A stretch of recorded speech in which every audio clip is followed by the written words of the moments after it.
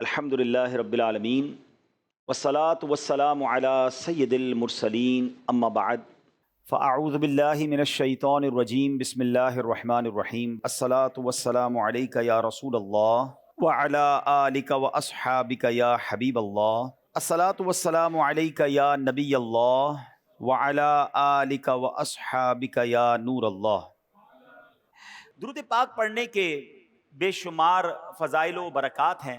نبی اکرم نور مجسم صلی اللہ تعالی علیہ وسلم کا فرمان عالی شان ہے، شب جمعہ اور روز جمعہ یعنی جمعرات کا سورج ڈوبنے سے لے کر جمعے کا سورج ڈوبنے تک مجھ پر درود پاک کی کثرت کیا کرو، جو ایسا کرے گا روز قیامت میں اس کی گواہی دوں گا اور شفاعت بھی کروں گا۔ سبحان اللہ، یعنی یہ جو وقت گزر رہا ہے شب جمعہ اور روز جمعہ، یہ کثرت سے درود پاک پڑھنے کا وقت ہے۔ ان اوقات میں بالخصوص دیگر فضول باتوں سے بچ کر، فضول کاموں سے بچ کر زیادہ سے زیادہ درود پاک پڑھنے ہیں۔ آئیے مل کر محبت کے ساتھ بآواز بلند درود پاک پڑھ لیں۔ صلو علی الحبیب صلی اللہ تعالی علی محمد صلی اللہ علیہ وسلم۔ پیارے اسلامی بھائیوں، بیر صبا یہ ایک تاریخی شہر ہے جو کہ فلسطین کے قریب ہے۔ یہ بہت بڑا شہر بن گیا ہے، پہلے وہ ایک چھوٹا سا گاؤں تھا۔ عربی میں بیر کنویں کو کہتے ہیں، اور صبا کا معنی ہے 7، یہ جو گنتی والا 7 ہوتا ہے نا، 7۔ تو اب اس کو بیر صبا کیوں کہا جاتا ہے؟ 7 عدد والا کنواں، اس سے کیا مراد ہے؟ اس کے بارے میں مختلف روایات ہیں۔ ایک روایت یہ ہے کہ اللہ کے نبی حضرت ابراہیم علیہ السلام کو جب آگ میں ڈالنے کا واقعہ پیش آیا تو آگ جب آپ کے لیے گلزار بن گئی، اس واقعے کے بعد آپ نے ایک علاقے بابل کی طرف ہجرت کی اور مصر سے ہوتے ہوئے اس جگہ پر پہنچے جہاں یہ بیر صبا، یہ کنواں موجود ہے۔ اس وقت حضرت ابراہیم علیہ السلام کی عمر جوانی کی عمر تھی۔ اللہ پاک نے آپ کو بہت سارا مال عطا فرمایا۔ آپ کے پاس مویشی جو تھے، گائے، بھینسیں اور دیگر جانور بہت زیادہ ہو گئے تھے، یہاں تک کہ لوگ آپ کو شیخ صالح، نیک بزرگ کے نام سے پکارتے تھے۔ اللہ کے آپ نبی بھی تھے تو آپ سے بڑی لوگ محبت کرتے تھے، آپ کو شیخ صالح کہہ کے پکارتے تھے۔ اب یہ ہوا کہ آپ کی کچھ لوگوں نے بے ادبی کی اور آپ سے کہنے لگے کہ آپ یہاں سے چلے جائیں۔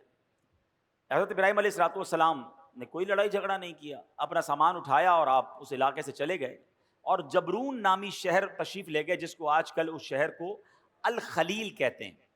بہرحال اللہ کریم انبیاء کرام کی یہ ادبی کیسے معاف فرماتا؟ اللہ پاک تو اپنے نبیوں سے بڑی محبت فرماتا ہے، رب کریم بے ادبوں کو ضرور سزا دیتا ہے۔ اب کیا ہوا کہ اس علاقے کے لوگوں کو یہ سزا ملی کہ جب وہ اس کنویں کے پاس پہنچے جہاں سے پانی لیتے تھے، وہ سارا کنواں جو ہے وہ سوکھ گیا تھا، بلکہ اس شہر میں جتنے بھی کنویں تھے سارے ہی سوکھ گئے تھے۔ یہ لوگ بڑے پریشان ہوئے کہ پانی کا ایک قطرہ نہیں، کدھر گیا پانی؟ تو کچھ لوگوں نے کہا کہ شیخ صالح کی بے ادبی کی ہے، اللہ کے نیک بندے کو ہم نے تنگ کیا ہے، یہ ہو سکتا ہے اسی وجہ سے بے ادبی کی ہمیں سزا ملی ہے۔ اب یہ لوگ پھر حضرت ابراہیم کی بارگاہ میں حاضر ہوئے، معافی مانگنے لگے کہ حضور ہمیں معاف کر دیں، ہم نے آپ کو باہر نکال دیا، حضور واپس آ جائیں، اس شہر میں پھر کرم فرمائیں۔ حضرت ابراہیم علیہ السلام نے کہا کہ میں تو نہیں آتا، اب تم میری 7 بکریاں لے جاؤ، ایک ایک بکری کو ایک ایک کنویں کے پاس کھڑی کر دو، جیسے ہی وہ بکریاں کنویں کے پاس پہنچے گی انشاءاللہ کنویں میں پانی واپس آ جائے گا۔ اب یہ لوگ 7 برکت بکریاں لے کر واپس آئے، جو ہی انہوں نے بکریوں کو کنویں کے پاس کھڑا کیا، اللہ کی رحمت دیکھیں، اسی وقت کنویں ابل پڑے اور دیکھتے ہی دیکھتے پانی سے کنویں بھر گئے۔ اسی وجہ سے اس مقام کا نام بیر صبا یعنی 7 بکریوں والا کنواں، یہ نام مشہور ہو گیا۔ میرے پیارے اسلامی بھائیوں، اس واقعے سے کیا سیکھنے کو ملتا ہے؟ پہلے تو حضرت ابراہیم علیہ السلام کی کیا شان ہے، جو ذوالحجہ کا مہینہ ہے، حضرت ابراہیم کی ہمیں یاد دلاتا ہے۔ جتنے حج کے ارکان ہیں اس میں حضرت ابراہیم کی، حضرت اسماعیل کی، بی بی ہاجرہ کی یادیں ہیں۔ صفا مروہ پر جائیں تو بی بی ہاجرہ کی یاد آتی ہے، اور سبحان اللہ آپ ابو الانبیاء ہیں۔ یاد رکھیے حضرت ابراہیم کے بعد جتنے بھی انبیاء آئے اس دنیا میں، سب کے سب حضرت ابراہیم علیہ السلام کی اولاد میں سے ہیں۔ حضرت ابراہیم کا مقام سرکار دو عالم صلی اللہ تعالی علیہ وسلم کے بعد کائنات میں سب سے افضل اگر کوئی ہستی ہے تو وہ حضرت ابراہیم علیہ الصلاۃ والسلام ہیں. اور سبحان اللہ، حضرت ابراہیم کی جہاں اور بہت ساری برکتیں ہیں، آپ کی ایک اور شان یہ بھی ہے کہ آپ کا جو چہرہ انور ہے وہ سرکار دو عالم علیہ الصلاۃ والسلام سے بڑی مشابہت رکھتا تھا. میرے آقا علیہ الصلاۃ والسلام فرماتے جس کو ابراہیم کو دیکھنا ہو وہ مجھے دیکھ لے. ہیں نبی پاک کے چہرہ انور سے حضرت ابراہیم علیہ الصلاۃ والسلام کا چہرہ بڑا ملتا. تو سبحان اللہ، ایک تو ان کا مرتبہ اتنا بڑا. تو پتہ چلا کہ اللہ والوں کی، اللہ کے نیک بندوں کی اگر بے ادبی کی جائے تو پھر رب عز و جل برکت اٹھا لیتا ہے، پھر اللہ اسے سزا دیتا ہے. علماء کرام موجود ہیں، میرا تو بہت چھوٹا سا مطالعہ ہے مگر دو ہی چیزوں کے بارے میں پڑھنے کا موقع ملا کہ دو برے کام ایسے ہیں اگر کوئی بندہ ان دو برے کاموں میں سے کوئی کام کرتا ہے تو اس کے بارے میں فرمایا یہ کام کرنے والا ایسا ہے کہ اللہ اس سے جنگ کا اعلان فرماتا ہے. یہ کتنے بڑے برے کام ہوں گے؟ وہ دو برے کام کون سے ہیں؟ ایک تو سود کا کام کرنے والا، اور دوسرا فرمایا اللہ کے کسی ولی سے جو دشمنی کرے رب اس سے جنگ کا اعلان فرماتا ہے.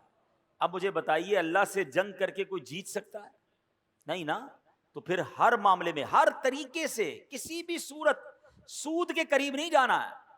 اب سوال یہ ہے کہ ہمیں کیسے پتا چلے اللہ کا ولی کون ہے؟ یہ ذرا سمجھیے گا میری بات. اللہ نے اپنے اولیاء کو اپنے بندوں میں چھپا کر رکھا ہے. دیکھیں انبیاء تو جن کے نام ہمیں معلوم ہیں وہ انبیاء ہیں، ٹھیک ہے، اور 1,00,000 کم و بیش 24,000 انبیاء، جتنے بھی اللہ کے انبیاء ہیں سب پر ہمارا ایمان ہے. اب صحابہ کی بھی ایک لسٹ ہے کہ جنہوں نے نبی پاک علیہ الصلوۃ والسلام کا دور بھی پایا اور ان کا دیدار کیا یا ان کی صحبت اٹھائی، ایمان کی حالت میں ان کا دیدار کیا، یہ صحبت اٹھائی اور ایمان پر ان کا خاتمہ ہوا، وصال ہوا، وہ صحابی ہیں. لیکن ولی کو کیسے پہچانے؟ تو علماء فرماتے ہیں کہ اللہ نے اپنے ولیوں کو لوگوں میں چھپا کے رکھا ہے. ہو سکتا ہے آج شکارپور کے اس اجتماع میں اللہ کے بہت سارے اولیاء کرام موجود ہوں، ہمیں نہیں پتا. تو اب کرنا کیا ہوگا کہ ہمیں ہر مسلمان سے ادب سے بات کرنی ہے، ہر مسلمان سے پیار سے بات کرنی ہے، کسی کا دل نہیں دکھانا. کیا پتا میں کسی کے ساتھ بدتمیزی کروں وہی اللہ کا ولی ہو. اور ویسے ہر مسلمان کے ساتھ بدتمیزی سے بچنا ہے، ادب تو سب کا کرنا ہے، لیکن اللہ کے ولی کے ساتھ تو بیڑا غرق ہو جائے گا نا. تو اپنی زبان کو احتیاط سے استعمال کریں، لوگوں کے ساتھ جو ہے وہ بدتمیزی نہ کریں، کسی پر ظلم نہ کریں، کسی پر زیادتی نہ کریں. ہمیں کیا معلوم اللہ کی بارگاہ میں اس کا کیا مرتبہ ہے. بلکہ احادیث میں یہ مضمون ملتا ہے کہ کچھ لوگ ایسے ہوں گے کہ جو پراگندہ بال ہوں گے، یعنی بال بکھرے ہوئے ہوں گے، کپڑے ان کے اتنے اچھے نہیں ہوں گے، ان کو اپنی محفل میں کوئی نہیں بلاتا ہوگا، نہ آئیں تو کوئی نوٹس بھی نہیں کرتا. آقا علیہ الصلوۃ والسلام فرماتے ہیں مگر اللہ کی بارگاہ میں ان کا وہ مقام ہوتا ہے کہ اگر وہ قسم اٹھا لیں کسی معاملے پر رب ان کی قسم پوری فرما دیتا ہے. ہم تو عام طور پہ لوگوں سے ملتے بھی ان کے لباس کو دیکھ کے، ہاں یار یہ ذرا رکھ رکھاؤ والا ہے، اس سے ملنا ہے، اس کو ساتھ بٹھانا ہے، نہیں یار اس کے کپڑے میلے ہیں، یہ تو دکھنے میں بڑا غریب لگتا ہے، ٹوٹی ہوئی چپل پہن کر آیا ہے، اس کو کہاں اپنے قریب آنے دوں، اس کے کپڑوں سے بو آ رہی ہے. نہیں، کسی کے لباس، کسی کے حلیے، کسی کی غربت دیکھ کر اس کی بے عزتی نہیں کرنی ہے. سب کے ساتھ پیار سے پیش آئے. ہمیں نہیں پتا اگر وہ اللہ کا ولی ہوا اور کسی معاملے میں ہم سے ناراض ہو گیا نا تو چلتی گاڑی رک جانی ہے، سارے بنے کام بگڑ جانے، کیونکہ رب کا ولی ہے، رب کا دوست ہے. ہمیں نہیں پتا ہم کسی کے ساتھ زیادتی کریں اور پھر جب رب بدلا دے، رب کی قدرت کی طرف سے بدلا آتا ہے تو ہم مارے جائیں گے، ہم تباہ و برباد ہو جائیں گے. تو اے میرے پیارے اسلامی بھائیوں، پہلا مدنی پھول یہ لے کر جائیے، کسی مسلمان کے ساتھ زیادتی نہیں ہونی چاہیے، کسی مسلمان کو تکلیف نہ پہنچائیں. حدیث پاک میں آتا ہے من آذا مسلمن فقط آذانی. میرے آقا فرماتے ہیں جس نے کسی مسلمان کو تکلیف دی وہ ایسا ہے جیسا اس نے مجھے تکلیف دی. فرمایا ومن آذانی فقط آذ اللہ، اور جس نے مجھے تکلیف دی وہ ایسا ہے جیسے اس نے اللہ کو تکلیف پہنچائی. بات کہاں تک جاتی ہے ایک مسلمان کو تکلیف دینے میں.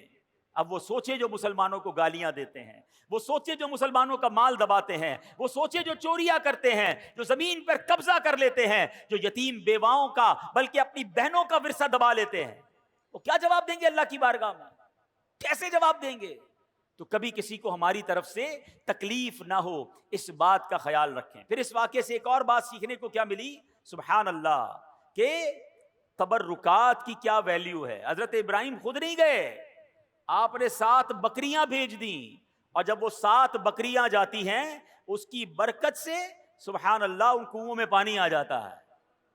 تو پتہ یہ چلا کہ اللہ کے جو اولیاء ہوتے ہیں، رب کے قریب جو لوگ ہوتے ہیں، ان کے قرب والی تبرک والی چیزوں میں بھی بڑی برکت ہوتی ہے۔ ان تبرکات کی برکات سے مشکلات ٹل جاتی ہیں، پریشانیاں حل ہوتی ہیں، دلوں کو سکون ملتا ہے، بیماریاں دور ہوتی ہیں۔ ارے جناب لوگ کہتے تبرک کی کوئی ریفرنس دیجئے، تبرک کیسے ہو گیا اور تبرک کا کیا جناب کوئی حقیقت ہے؟ ارے آپ نے اگر قرآن پڑھا ہوتا تو یہ سوال کبھی ذہن میں پیدا نہ ہوتا۔ پڑھیے سورہ یوسف، پڑھیے اس کی تفسیر۔ حضرت یعقوب علیہ السلام جب حضرت یوسف کی یاد میں آنسو بہاتے تھے، آپ کی بینائی کا ضعف بڑھ گیا، بینائی کمزور ہو گئی، بہت طویل واقعہ ہے۔ حضرت یوسف کو جب پتا چلا، جب آپ مصر کے بادشاہ بن چکے تھے، اللہ اکبر، حضرت یوسف بھی اللہ کے نبی ہیں، ذرا غور سے بات سنیے گا، حضرت یعقوب بھی اللہ کے نبی ہیں، یہ دونوں نبی اللہ سے یقیناً دعا کر سکتے ہیں، مگر حضرت یوسف اپنے بھائی کو کہتے ہیں ایسا کرو، میرا یہ قمیص جو ہے لے جاؤ میرے والد کے پاس، ان کی آنکھوں پر رکھ دینا،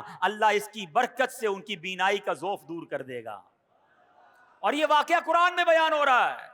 اگر تبرک کی ویلیو نہ ہوتی تو حضرت یوسف دعا فرماتے، یقیناً اللہ کے نبی ہیں، وہ دعا فرماتے، اللہ ضرور دعا کرم فرماتا، مگر سبحان اللہ یہ قرآن کا واقعہ بتا رہا ہے کہ اللہ والوں کی نسبت رکھنے والی چیز میں اللہ کریم نے اپنی رحمتوں سے برکت ڈالی ہے۔ تو تبرک کی اہمیت سمجھیے، اور اللہ والوں کا اگر کوئی تبرک مل جائے تو اس کا ادب کرنا چاہیے۔ ایک جملہ یاد کر لیجئے، با ادب با نصیب، اور بے ادب بد نصیب۔ جو ادب نہیں کرتا اس کو برکتیں نہیں ملتی۔ سبحان اللہ، حضرت ابراہیم کی بات چل رہی ہے، قرآن مجید فرقان حمید میں تبرکات کی بات ہو رہی ہے نا۔ آؤ ایک اور تبرک کے بارے میں بتاتا ہوں جس کا ذکر قرآن میں موجود ہے، اور جس تبرک کو دیکھنے کی بلکہ اس کے قریب نماز پڑھنے کی ہر مسلمان کے دل میں آرزو ہوتی ہے۔ اور وہ کون سا تبرک ہے؟ اللہ قرآن میں فرماتا ہے وَاتَّخِذُوا مِن مَّقَامِ إِبْرَاهِيمَ مُصَلًّى، اور اے مسلمانوں تم ابراہیم کے کھڑے ہونے کی جگہ کو نماز کا مقام بناؤ۔ مقام ابراہیم کیا ہے؟ ایک پتھر ہے، حضرت ابراہیم علیہ السلام اس پتھر پر کھڑے ہو کر کعبے کی آپ نے تعمیر فرمائی، اور سبحان اللہ یہ کمال کا پتھر ہے۔ اب دیکھیے آج شکارپور کے اس فیضان مدینہ میں ہم بیٹھے ہیں، اس کی چھت جب بنی ہوگی کسی انسان کا ہاتھ تو نہیں پہنچا ہوگا نا، کوئی نہ کوئی لفٹ لگائی گئی ہوگی، اس کے بعد وہ شٹرنگ لگاتے ہیں، مزدور اوپر چڑھتے ہیں اور چڑھ کر کام کرتے ہیں، اگلا فلور ہو تو ایک اور لفٹ لگائی جاتی ہے، جتنا قد ہوتا ہے وہاں تک بندے کا ہاتھ پہنچتا ہے، اس کے اوپر کے لیے کسی لفٹر کی ضرورت پڑتی ہے۔ سبحان اللہ، 5000 سال سے پرانی بات ہے، جب حضرت ابراہیم کعبے کی تعمیر کر رہے تھے، بتاؤ نا حضرت ابراہیم نے یہ قد سے اوپر پتھر کیسے رکھے ہوں گے؟ سبحان اللہ، تفاسیر میں یہ ملتا ہے کہ جس پتھر پر حضرت ابراہیم کھڑے ہو کر کعبے کی تعمیر کر رہے تھے، حضرت اسماعیل پتھر پکڑاتے جاتے، حضرت ابراہیم پتھر رکھتے جاتے، اور جب یہ دیوار اونچی ہو جاتی مقام ابراہیم بھی اونچا ہوتا چلا جاتا۔ مقام ابراہیم جو پتھر ہے وہ لفٹ کا کام کرتا تھا، وہ اونچا ہو جاتا، آپ اوپر پتھر رکھتے، جب نیچے پتھر رکھنا ہوتا وہ پتھر نیچے آ جاتا۔ سبحان اللہ، یہ کیسا معجزہ ہے۔ بلکہ سنو، 5000 سال کے بعد بھی آج بھی اپنی آنکھوں سے جب آپ مقام ابراہیم کا دیدار کرتے ہیں نا تو حضرت ابراہیم کے قدموں کے نشان آج بھی نظر آتے ہیں۔ اللہ نے اس تبرک کو کیسے باقی رکھا ہے، اس کی حفاظت کا کیسے انتظام کیا ہے۔ جناب 400-500 سال، 700-800 سال میں عمارت تباہ ہو جاتی ہے، عمارت مخدوش ہو جاتی ہے، گرنے کے قریب ہو جاتی ہے، یہ پتھر 5000 سال سے زیادہ اس میدان میں گویا پڑا ہوا ہے، اس میدان میں جلوہ فرما ہے۔ اس پتھر پر اب جا کر یہ جو مقام ابراہیم کے اوپر آپ دیکھتے ہیں نا، ایک بہت خوبصورت سا گولڈن کلر کا ایک کیس بنا دیا گیا ہے، ایک اس کو حفاظت کر دی گئی ہے اس کی۔ یہ پہلے ایسا نہیں تھا، یہ 200-400 سال پہلے ہوا ہوگا۔ ہزاروں سال سے کھلے میدان میں یہ پتھر موجود ہے. ہزاروں بارشیں گزری, ہزاروں آندھیاں گزری, موسم آگے پیچھے ہوئے, مگر اس پتھر پر آج بھی حضرت ابراہیم کے قدموں کے نشان موجود ہیں. یہ کیسا معجزہ ہے کہ ہم اپنی آنکھوں سے دیکھ رہے ہیں. اب ذرا آگے چلیے, اب ذرا بتائیے, قرآن کہتا ہے اس مبارک پتھر کو مصلی بنایا جائے, مصلی بنانے کا حکم دیا. اس کا مطلب کیا ہوا کہ کعبے کے سامنے ایسی جگہ کھڑے ہو کر نماز پڑھو کہ مقام ابراہیم تمہارے اور کعبے کے درمیان میں آئے. یعنی جب طواف کے بعد جو نوافل پڑھے جاتے ہیں, جو جس کو واجب الطواف کہا جاتا ہے, وہ اس جگہ کھڑے ہو کر پڑھنا مستحب ہے. حضرت عبداللہ بن عمرو بن عاص فرماتے ہیں رحمت اللہ تعالی علیہ, خیر المسجد خلف المقامی وعن یمین الامام, یعنی پوری زمین میں سجدہ کرنے کے لیے دو جگہ بہترین ہیں. نمبر ایک مقام ابراہیم کے پیچھے, اور نمبر دو ہم جب بھی نماز جماعت سے پڑھیں تو امام صاحب کی سیدھی جانب. سبحان اللہ, یہ بھی پتا چلا کہ جب جب جماعت میں نماز پڑھنے کا موقع ملے, اللہ کرے با جماعت نماز ہم پڑھنے والے بن جائیں. پھر پہلی صف میں جا کر نماز ادا کیا کریں, اور کوشش کریں پہلی صف میں جو مؤذن صاحب کے ساتھ پہ رائٹ سائڈ کی جو جگہ ہے, اللہ کرے وہ مل جائے. فرمایا یہ بہترین جگہ ہے. تو سبحان اللہ, مقام ابراہیم کے پیچھے نماز پڑھنا ہے. اب ایک اور ذرا تھوڑا سا باریک سا مسئلہ سمجھ لو, انشاءاللہ عشق رسول میں اور اضافہ ہو جائے گا. اب ذرا سمجھیے گا, مقام ابراہیم کیا ہے؟ ایک پتھر ہے. ہاں یہ جنتی پتھر ہے, بڑا مقدس پتھر ہے, لیکن عین نماز میں اس پتھر کی تعظیم کرنے, یعنی اسے مصلی بنانے کا حکم دیا. اب سوچنے کی بات ہے, علماء بیٹھے ہیں, کہ حالت نماز میں ایک پتھر کی تعظیم کرنے سے نماز میں کوئی نقص نہیں آتا ہے, نماز میں کوئی کمی نہیں آتی ہے, نماز ٹوٹتی نہیں ہے, بلکہ نماز مکمل رہتی ہے. بلکہ تو بھلا خود انبیاء کرام علیہ الصلوۃ والسلام, بلکہ نبیوں کے امام جناب رسول اللہ صلی اللہ تعالی علیہ وسلم کا اگر کسی کو نماز میں خیال آ جائے تو اس کی نماز میں کیسے خلل واقع ہوگا, اس کی نماز میں کیا کمی آ جائے گی. سبحان اللہ, سچ یہی ہے کہ حالت نماز میں نبی کی تعظیم کا خیال آنے سے نماز ٹوٹتی نہیں بلکہ کامل و اکمل ہو جاتی ہے. کسی عاشق نے کیا خوب کہا, کیا کرم کیا تیری یاد نے مجھے آ جگایا نماز میں, کیا کرم کیا تیری یاد نے مجھے آ جگایا میری نماز میں, میرے وہ بھی سجدے ادا ہوئے جو قضا ہوئے تھے نماز میں. اللہ اکبر, یعنی نبی پاک کی یاد اگر نماز میں آ جاتی ہے تو غفلت کی نیند اڑ جاتی ہے. اور سبحان اللہ, نماز کا تحفہ بھی تو نبی پاک نے ہی ہمیں دیا ہے, نماز کی تعلیم بھی نبی پاک علیہ الصلوۃ والسلام نے ہمیں دی ہے. تو سبحان اللہ, یہ ہے جناب تبرکات کی حیثیت اور تبرکات کی برکت. اللہ سے دعا کرتے ہیں رب کریم ہمیں مکہ پاک کی حاضری عطا فرمائے, حج کی سعادت نصیب فرمائے, مقام ابراہیم کا دیدار نصیب فرمائے, اور مقام ابراہیم کے پاس نماز ادا کرنا بھی نصیب فرمائے. ہاں ایک مسئلہ بتا دیتا ہوں, جب یہ فضیلت سنتے ہیں نا تو ہمارے کچھ حاجی صاحبان سمجھتے ہیں, چاہے وہ عمرے پر جائیں یا حج پہ جائیں, کہ جناب اب تو بالکل مقام ابراہیم کے پیچھے نماز پڑھیں گے تو نماز ہوگی, ورنہ نماز ہی نہیں ہوگی. تو اب اس کے لیے وہ جناب طواف روک کر 4-5 بندے ہاتھ باندھ لیتے ہیں کہ نہیں بھائی ادھر ہی نماز پڑھنی ہے. اب اس پہ ہزاروں لوگ گزر رہے ہوتے ہیں, اور اب ماشاءاللہ طواف میں تعداد بھی زیادہ ہوتی ہے. تو اگر مقام ابراہیم پر آپ کو جگہ نہ ملے تو حرم پاک میں جہاں بھی جگہ ملے آپ وہاں پر واجب الطواف جو ہے, جو نماز کے نوافل ہیں طواف کے, وہ ادا کر سکتے ہیں. وہ کہیں بھی ادا کر لیں, مقام ابراہیم پر جا کر ادا کرنا ضروری نہیں ہے. بہرحال میرے پیارے اسلامی بھائیوں, حضرت ابراہیم کا ذکر خیر ہو رہا ہے. ایک مرتبہ حضرت ابراہیم علیہ الصلوۃ والسلام سمندر کے کنارے سے گزر رہے تھے. آپ سبحان اللہ, آپ علیہ الصلوۃ والسلام نے دیکھا کہ ایک لاش پڑی ہوئی ہے. حالت یہ ہے کہ سمندر کی مچھلیاں بھی اسے نوچ رہی ہیں اور پرندے بھی اس کا گوشت کھا رہے ہیں. یہ دیکھ کر حضرت ابراہیم علیہ الصلوۃ والسلام کو بڑی حیرت ہوئی. ویسے حضرت ابراہیم علیہ الصلوۃ والسلام کا ایمان اور یقین کتنا پختہ تھا, اس پر تو کوئی کلام نہیں ہو سکتا. آپ جیسا کامل ایمان والا کون ہو سکتا ہے.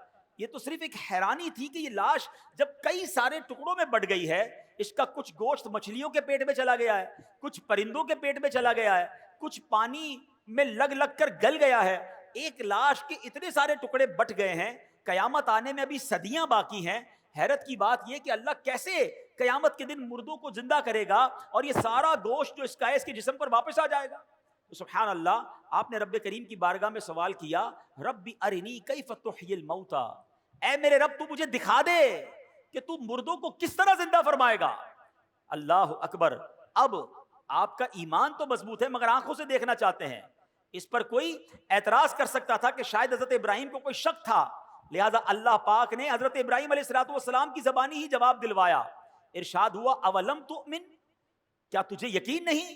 حضرت ابراہیم نے عرض کیا بلا ولکن لیطمئن قلبی, یقین کیوں نہیں مگر یہ چاہتا ہوں کہ میرے دل کو قرار آ جائے, اپنی آنکھوں سے دیکھنا چاہتا ہوں مولا تیری قدرت کیسی ہے. سبحان اللہ, میں دیکھنا چاہتا ہوں, مجھے علم الیقین حاصل ہے, مجھے عین الیقین یعنی آنکھوں سے دیکھ کر مزید پکا یقین حاصل کرنا چاہتا ہوں. سبحان اللہ, رب کریم نے کیا حکم دیا, رب کریم نے یہ خواہش کیسے پوری فرمائی. فرمایا ابراہیم 4 پرندوں کو لو, ان چاروں پرندوں کو اپنے ساتھ کچھ ہلا بھی لو, اب ان چاروں پرندوں کو ذبح کرو اور ان سب کا قیمہ بنا کر چاروں کو ایک دوسرے کے ساتھ ملا لو اور ان چاروں ٹکڑوں کو مختلف جگہوں پر رکھ کر انہیں پکارو اللہ اکبر. حضرت ابراہیم نے کیا کیا, 4 پرندے لیے, ایک مور لیا, ایک مرغ, ایک کبوتر اور ایک گدھ, یہ ایک روایت میں کوا, یہ 4 پرندے لیے, ان کو جناب ذبح کیا گیا. ان چاروں کے سر حضرت ابراہیم نے اپنے پاس رکھ لیے اور ان کا قیمہ بنایا, قیمہ بنا کر 4 پہاڑوں پر الگ الگ رکھ دیا. کتنا مکسچر ہو چکا ہے. اور اب حضرت ابراہیم پکارتے ہیں اے کبوتر, اے مور, یا ایتھا الحمامہ, یا ایھا الدیک. آپ نے اپنی آنکھوں سے دیکھا کہ وہ قیمے کے اجزاء اڑنے لگے اور سارے پرندے دوبارہ بن گئے. سر نہیں ہے مگر دوڑتے ہوئے آئے اور حضرت ابراہیم کے پاس جو سر رکھے ہوئے تھے اپنے اپنے سر کو گویا اپنے سر میں لگایا, اپنی گردن میں لگایا اور وہ دانا چگنے لگے, پھر سے زندہ ہو گئے. اللہ اکبر. اللہ کریم نے حضرت ابراہیم کے سامنے اپنی قدرت کا کیا شاندار نظارہ دکھایا. یہ واقعہ قرآن میں موجود ہے مگر سبحان اللہ اس واقعے سے ہمیں بہت ساری باتیں سیکھنے کو ملتی ہیں. پہلی بات تو یہ سیکھنے کو ملی ہے کہ میرے رب کی قدرت کیسی ہے. میرا رب جو چاہے وہ کرنے پر قادر ہے. ان اللہ علی کل شیء قدیر. اور دوسری بات کہ حضرت ابراہیم نے پرندوں کو پکارا. قرآن کہتا ہے اے ابراہیم ان پرندوں کو پکارو, اور آپ نے پکارا یا ایھا الدیک, یا ایتھا الحمامہ, اے کبوتر, اے گدھ, اے مور, چاروں پرندوں کو پکارا. سوال یہ ہے پرندے تو مر چکے تھے بلکہ ان کا تو قیمہ بھی بن چکا تھا, تو قیمہ بنے ہوئے مرے ہوئے پرندوں کو پکارنا جائز یا کہہ کر پکارنا جائز؟ تو اگر آج کوئی عشق رسول میں ڈوب کر یا رسول اللہ کہے تو اس کو تو کوئی پرابلم نہیں کسی کو ہونی چاہیے. اللہ کے نبی پکار رہے, قرآن میں رب فرما رہا ہے پکارو. اگر کوئی صحابی رسول کو پکارتا ہے یا صدیق یا عمر یا عثمان یا حیدر تو کوئی حرج نہیں ہے. غوث پاک کو پکارے, داتا حضور کو پکارے, حضرت امام حسن امام حسین کو پکارے. نبی اللہ جو ہوتے ہیں وہ حیات ہوتے ہیں, اپنی قبروں میں رزق پاتے ہیں, یہ تو حدیث پاک میں موجود ہے. تو اگر کوئی آج یا رسول اللہ کہے تو اس میں کوئی حرج نہیں, بلکہ چلے ایک اور بڑا آسان طریقے سے سمجھا دیتا ہوں. یہ تو میں نے قرآن کی بات کی ہے. حدیث پاک تقریباً سبھی لوگوں کو یہ دعا یاد ہوگی جب ہم قبرستان جاتے ہیں. مشکات شریف کی حدیث میں بھی یہ دعا موجود ہے اور کئی سارے لوگوں کو یاد ہوگی. قبرستان کی دعا یاد ہے نا, السلام علیکم یا اہل القبور یغفر اللہ لنا ولکم وانتم سلفنا ونحن بالاثر. کیا خوبصورت دعا ہے. بلکہ اس دعا میں ایک میسج بھی بڑا پیارا ہے. اللہ کرے قبرستان جائیں تو یہ دعا کا میسج بھی تو سمجھیں. معنی کیا بنتا ہے اس دعا کا؟ السلام علیکم یا اہل القبور, اے قبر والو تم پر سلام ہو. یغفر اللہ لنا ولکم, اللہ تمہاری اور ہماری مغفرت فرمائے. وانتم سلفنا, تم پہلے چلے گئے. ونحن بالاثر, ہمیں پیچھے آنا ہے. کاش قبرستان جا کر یہ بات سمجھ آ جائے کہ یہ پہلے چلے گئے ہیں, ہماری باری آنے والی ہے, مجھے بھی اسی قبر میں جانا ہے, میرا بھی سب کچھ پیچھے رہ جائے گا. میں دنیا کے پیچھے اتنا نہ بھاگوں کہ قبر میں جب جاؤں تو وہاں مار پڑے. کاش اس دعا سے ہم یہ سبق حاصل کریں. اور سبحان اللہ ایک مسئلہ کیا حل ہو گیا, مجھے بتائیے. قبرستان شکارپور میں بھی ہوگا نا, قبرستان میں نیک لوگ بھی دفن ہوئے ہوں گے, گناہگار بھی دفن ہوئے ہوں گے, نمازی بھی گیا ہوگا, بے نمازی بھی گیا ہوگا, عبادت گزار بھی گیا ہوگا, شرابی بھی گیا ہوگا. سارے قبرستان والوں کو جا کر آپ کیا کہتے ہیں؟ السلام علیکم یا اہل القبور. نیک کی قبر پر بھی یا اہل القبور, گناہگار کی قبر پر بھی یا اہل القبور.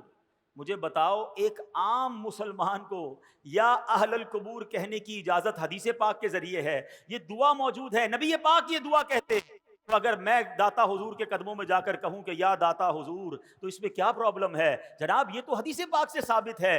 तो इसमें कंफ्यूज ना हुआ करें। उम्मीद है ये मसला भी दूर हो गया होगा। अच्छा, यहाँ उलमा ने एक बड़ी प्यारी और भी बात सिखाई, सूफियाना तफसीर की है इस वाक़े की। ये जो चार परिंदे हैं ना, कबूतर, मुर्ग, मोर और गिद्ध, फरमाया इन चारों में एक बुरी खसलत है। जो मोर है ना, उसको अपनी खूबसूरती पर बड़ा नाज है, घमंड, तकब्बुर। जो मुर्ग है उसमें बड़ी शहवत होती है। फरमाया कबूतर भी जो है अपनी ऊंची उड़ान पर बहुत ज्यादा गुरूर करता है, और गिद्ध जो है उसके अंदर बड़ी लालच होती है। क्या खूबसूरत बात उलमा कहते हैं, ये चार बुरी आदतें हैं। हजरत इब्राहिम ने ज़िबा किया ना इन चार परिंदों को।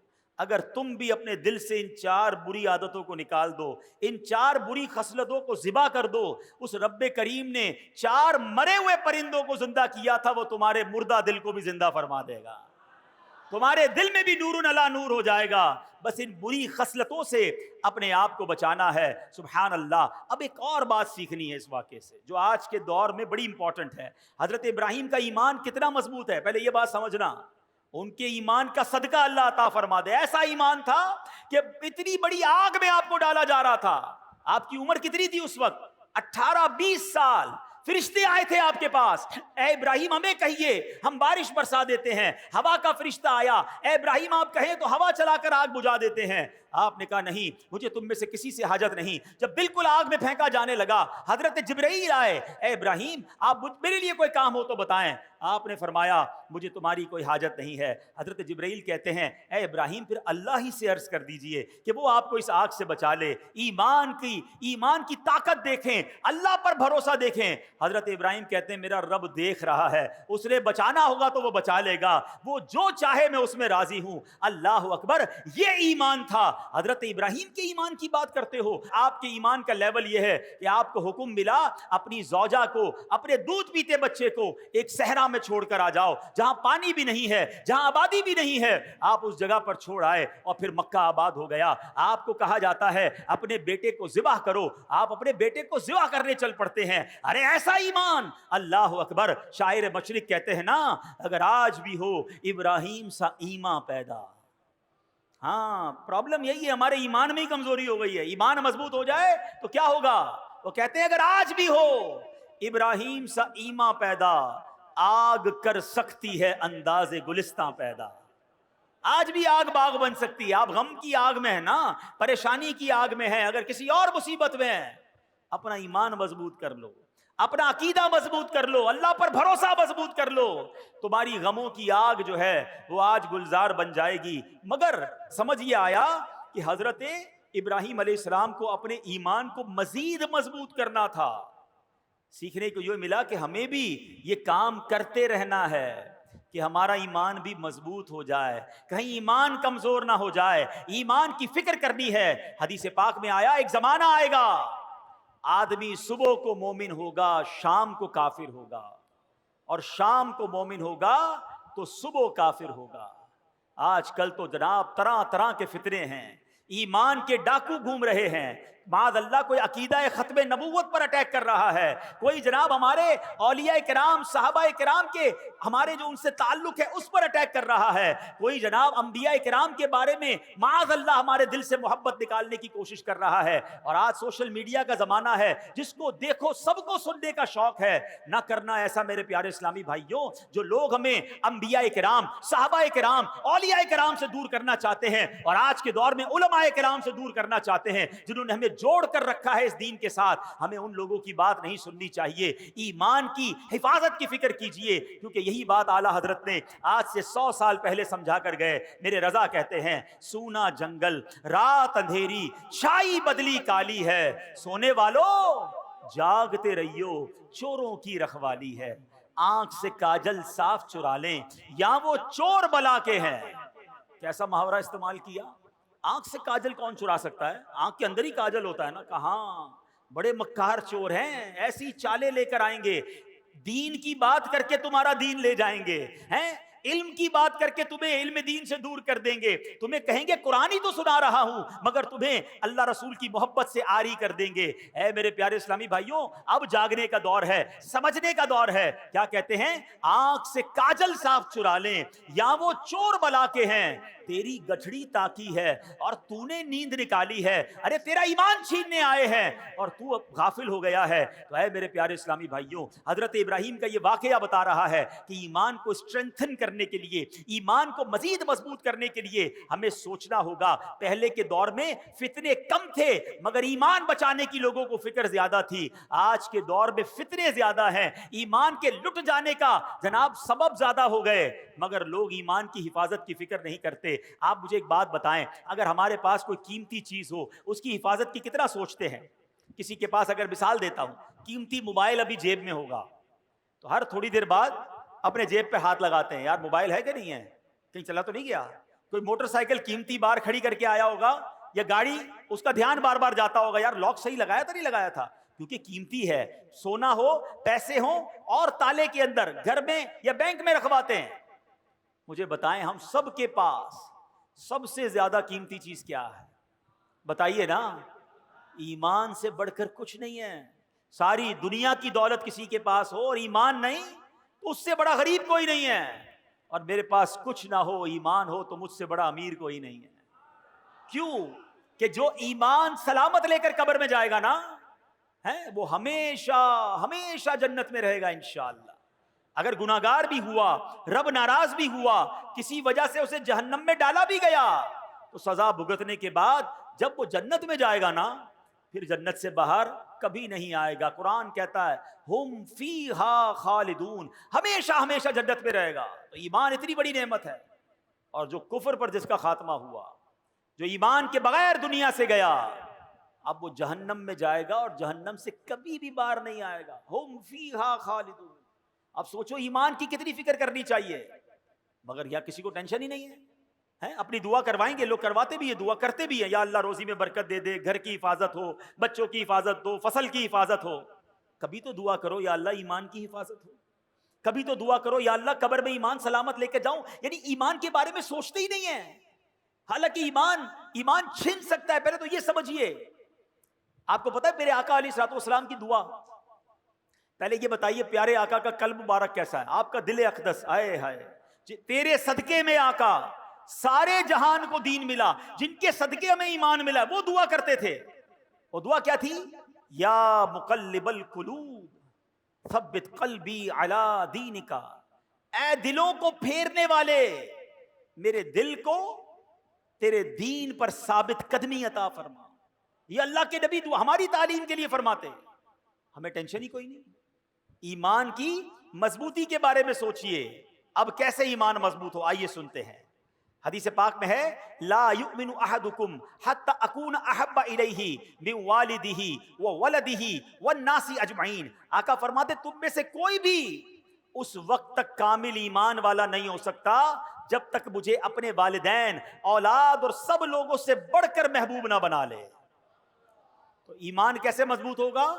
نبی پاک سے سچی محبت, سب سے زیادہ محبت. خالی نعرے نہیں, غلامی رسول میں موت بھی قبول ہے, بہت اچھا نعرہ ہے. جس کو موت قبول ہے اس کو نماز کیوں قبول نہیں ہے؟ اس کو حرام روزی چھوڑنا قبول نہیں ہے, اس کو بے حیائی کے کام چھوڑنا قبول نہیں ہے, جوئے اور شراب میں پڑے میں کہتے غلامی رسول میں موت بھی خود سوچئے نا. سچی محبت. مومن کامل کب ہوگا؟ جب نبی پاک سے سچی اور سب سے زیادہ محبت ہوگی. ایک اور ایمان مضبوط کرنے والے کام سنیں. آقا فرماتے ہیں اوثق عر الایمان الحب فی اللہ. آقا فرماتے ہیں اللہ پاک کی رضا کے لیے اللہ پاک کے بندوں سے محبت کرنا ایمان کی سب سے مضبوط رسی ہے. تو پتہ چلا اللہ کے نیک بندوں, ولیوں, صحابہ, اہل بیت سے محبت کرنا, ان سے اپنا روحانی تعلق مضبوط کرنے سے ہمارا ایمان پکا ہوتا ہے. تو اللہ والوں سے محبت کریں, اللہ کے بندوں سے محبت کریں, دشمنیاں چھوڑ دیں. ایک اور حدیث پاک, نبی پاک علیہ الصلوۃ والسلام فرماتے ہیں تم میں سے کوئی بھی اس وقت تک کامل مومن نہیں ہو سکتا جب تک اس کی خواہشات میرے لائے ہوئے دین کے تابع نہ ہو جائیں. یعنی خواہشات پر نہیں چلنا ہے, میری خواہشات, میری تمنائیں سب پیچھے ہیں, پہلے میرا دین ہے، پہلے میرا مذہب ہے، پہلے اسلام ہے. لوگ کہتے ہیں یار سب چلتا ہے، بچوں کی خوشی میں سب چلتا ہے. نہیں میرے پیارے اسلامی بھائیوں، اپنی خواہشات کو مٹا کر اسلام پر عمل کرنا یہ ایمان کو مضبوط کرتا ہے. ایک اور حدیث پاک سنیں جو آج کے دور میں بڑی ضروری ہے. میرے آقا فرماتے صلی اللہ علیہ وسلم، لا یؤمن احدکم حتی یحب لاخیہ ما یحب لنفسہ. تم میں سے کوئی بھی اس وقت تک کامل مومن نہیں ہو سکتا جب تک اپنے بھائی کے لیے بھی وہی پسند نہ کرنے لگے جو اپنے لیے پسند کرتا. اب کیا حال ہے؟ کیا آپ پسند کرتے ہیں آپ کی بے عزتی ہو؟ کیا آپ پسند کرتے ہیں آپ کو کوئی دھوکہ دے؟ کیا آپ پسند کرتے ہیں کہ آپ کا دل دکھایا جائے؟ کیا آپ پسند کرتے ہیں کہ آپ کے ساتھ ملاوٹ کر کے کوئی مال بیچے، آپ کا مال دبا لے؟ جب آپ اپنے لیے پسند نہیں کرتے تو آپ دوسرے کے لیے بھی یہ پسند نہ کریں. آپ بھی دوسروں کی عزت کریں، آپ بھی دوسروں کے ساتھ سچ بولیں، آپ بھی کسی کو دھوکہ نہ دیں. کیونکہ مومن وہ جب تک نہیں ہو سکتا جو اپنے لیے پسند کرے وہ اپنے بھائی کے لیے پسند نہ کرے. تو اے میرے پیارے اسلامی بھائیوں، ہمیں یہ بات سیکھنی ہے کہ اگر ایمان کو مضبوط کرنا ہے تو ان حدیثوں کو مضبوط کریں، ان احادیث پر عمل کریں. تو اے میرے پیارے اسلامی بھائیوں، ہمیں ان باتوں پر عمل کرنا ہے. اب اگلے چند دنوں کے بعد وہ مہینہ آ رہا ہے جس مہینے کو ذوالحجہ کا مہینہ کہا جاتا ہے. اور یہ کتنا مبارک مہینہ ہے. سرکار دو عالم صلی اللہ علیہ وسلم کا فرمان، ما من ایام العمل الصالح فیہا احب الی اللہ من ہذہ الایام. کوئی دن نہیں ہے کہ جس کا نیک عمل کرنا اللہ کے ہاں ان 10 ایام سے بڑھ کر محبوب ہو.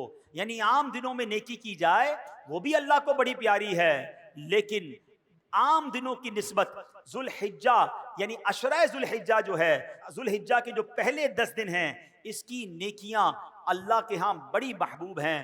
اور آگے ایک روایت میں ہے، وَالْعَمَلُ فِيهِنَّ يُضَاعَفُ 700 ضِعْفٍ. ان دنوں میں نیکی کا ثواب 700 گنا بڑھا دیا جاتا ہے. تو سبحان اللہ، ان 10 دنوں میں خوب نیکیاں کیجئے. ہو سکے تو 9 دن روزے رکھیے. 10 ذوالحجہ کو عید والے دن روزہ نہیں رکھ سکتے کہ بلکہ 10 11 12 13 یہ 4 دن اور پھر عید الفطر 5 دن پورے سال میں روزہ رکھنا جائز نہیں. اور سبحان اللہ، علماء کہتے ہیں یہ جو 4 دن ہے نا بقرہ عید کے، یہ روزہ نہ رکھو، یہ اللہ کی طرف سے تمہاری دعوت ہے. ہاں باقی 9 دن خوب روزہ رکھیں، عبادت کریں. اور سبحان اللہ، ان دنوں میں حاجی اپنی زندگی کے خوشگوار یادگار ایام منا رہے ہوتے ہیں. اللہ جو اس سال حج پر جا رہے ہیں ان کا حج قبول فرمائے، اور جو تڑپ رہے ہیں رب کریم ہمیں بھی اس در کی حاضری نصیب فرمائے. حضرت ابراہیم علیہ السلام نے ہمارے لیے ایک پیغام بھی بھجوایا ہے، یہ پتہ ہے آپ؟ ہاں، اللہ کے خلیل نے، حضرت ابراہیم علیہ السلام نے ہم امتیوں کے لیے، سرکار علیہ السلام کی امتیوں کے لیے ایک پیغام بھجوایا. وہ کیا ہوا کہ معراج کی رات میرے آقا فرماتے ہیں میری ابراہیم علیہ السلام سے ملاقات ہوئی. آپ نے فرمایا اے محبوب علیہ السلام اپنی امت کو میرا سلام پہنچائیے.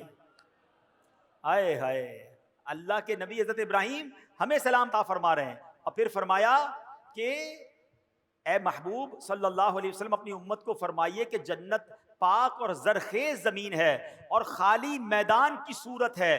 بے شک یہاں کے باغات سبحان اللہ، الحمدللہ، لا الہ الا اللہ اور اللہ اکبر ہیں. یعنی جنت کی زمین خالی ہے. بندہ جب یہ تسبیح کرتا ہے اس جنت میں درخت لگتے رہتے ہیں. یا رسول اللہ اپنی امت سے فرمائیے ان کلمات کا کثرت سے ذکر کیا کریں تاکہ جنت میں ان کے لیے زیادہ سے زیادہ باغات لگتے رہیں. کاش ہم درخت لگانے لگیں تو کچھ موسم بھی ٹھیک ہو جائے.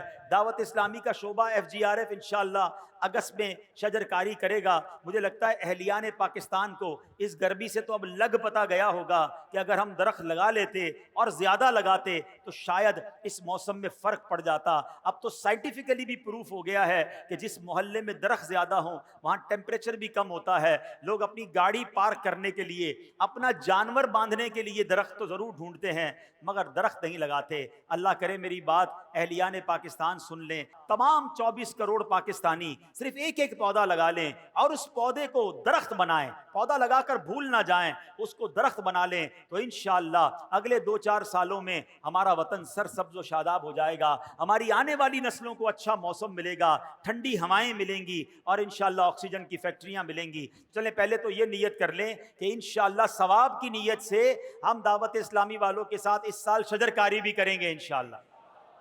یہ تو ہو گئی دنیا میں شجرکاری. اب جنت میں درخت لگانے ہیں وہ تو اور آسان ہے. حضرت ابراہیم نے کیسا پیارا کام دے دیا. چلو مل کر پہلے تو ہم اللہ کے خلیل کی اس خوبصورت پیغام پر لبیک کہتے ہیں. سب مل کر کہیے سبحان اللہ, الحمدللہ, اللہ اکبر, لا الہ الا اللہ, محمد الرسول اللہ صلی اللہ تعالی علیہ وسلم. نہ کھڑے ہوئے, نہ پسینہ بہا, نہ پیسے خرچ ہوئے.